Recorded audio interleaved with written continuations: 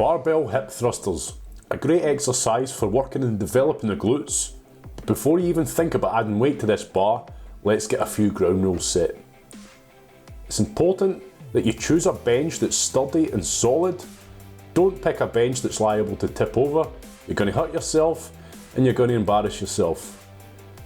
First things first, you're trying to get the weight distributed across the upper back so that you can lean into the bench without using your arms to get up. Plant the feet so that your feet are flat on the floor. You're looking to drive through the feet, extending the hips up, locking the hips out and pausing at the top of the movement.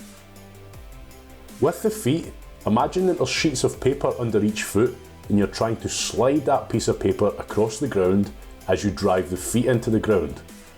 This will help enhance glute activation.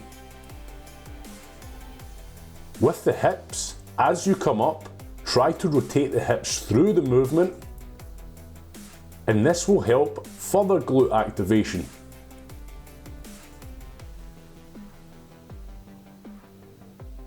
Ensure that when you come up, you squeeze the glutes and pause at the top of the movement briefly before lowering under control. If you struggle to get up onto the bench, you can lay your arms out across the bench, but it's important you address this issue as soon you'll be holding and supporting a bar. Boom.